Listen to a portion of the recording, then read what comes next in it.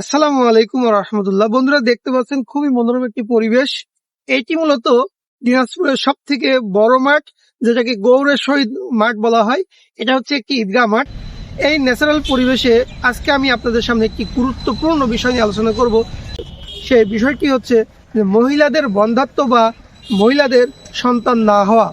মূলত এই যে একটি সমস্যা, এই সমস্যাটার জন্য অনেক মানুষেরই জীবন এলোমেলো হয়ে যায়। মানে সমাজে একটা কুসংস্কার রয়েছে যে এই মহিলার সমস্যা বা এই মহিলা অপয়া, এরকম অনেক ব্যাপার থাকে।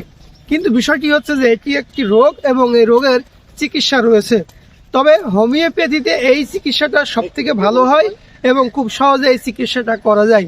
বন্ধুরা, তো আমি আজকে আপনাদের সামনে আলোচনা করব যে মহিলাদের বন্ধ্যাত্ব সমস্যা হলে কোন কোন ওষুধ হোমিওপ্যাথিতে রয়েছে এবং এই ওষুধগুলো কোন কোন লক্ষণের উপর ভিত্তি করে ব্যবহার করতে হয়। মূলত মহিলা বন্ধ্যাত্ব এটি একটি জটিল রোগ এবং এই রোগটির কারণগুলো অনুসন্ধান করতে হয় বিভিন্ন টেস্টের মাধ্যমে, এবং এই টেস্টের মাধ্যমে যে কারণগুলো পাওয়া যায় সেই কারণগুলোর উপর ভিত্তি করে ওষুধ সিলেকশন করতে হয়। তবে আমি আজকে আপনাদের সামনে কিছু ওষুধের বাহ্যিক যে লক্ষণগুলো থাকে সেই লক্ষণগুলো আলোচনা করব। সর্বপ্রথম যে ওষুধটির কথা বলবো সেই ওষুধটির নাম হচ্ছে পালসেকিলা। পালসেকিলা ওষুধটি এমন একটি ওষুধ যে ওষুধটির মাধ্যমে একজন মহিলার ঋতুস্রাব যদি বন্ধ হয়ে থাকে, এই বন্ধ ঋতুস্রাবকে চালু করা যায়। এবং দেখা যাচ্ছে যে কিছু কিছু মহিলা আছেন যাদের ঋতুস্রাব খুব দ্রুত হয়, অর্থাৎ এক মাসে 2বার থেকে 3বার। এই সকল মহিলাদের জন্য পালসেকিলা ওষুধটি সাধারণত ব্যবহৃত হয়ে থাকে। বন্ধুরা, এরপরে আরো একটি ওষুধের কথা বলবো, সেই ওষুধটির নাম হচ্ছে সিপিয়া।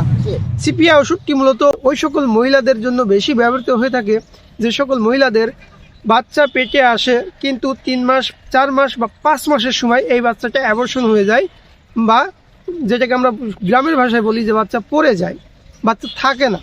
এই ধরনের যদি সমস্যা হয় সেক্ষেত্রে তার জন্য ওষুধ হবে হচ্ছে সিপিয়া। বন্ধুরা, এরপরে আমি হোমিওপ্যাথির আরও একটি কিংবদন্তি ওষুধের নাম বলে দিব।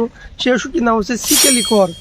অনেক মহিলা আছে যাদের বাচ্চা পেটে আসে না, যদিও আসে দেখা যায় একেবারে প্রথম দিকে বাচ্চা নষ্ট হয়ে যায়, 1 মাস বা 45 দিন পরে দেখা যাচ্ছে যে আবার মেন্স শুরু হয়ে যাচ্ছে।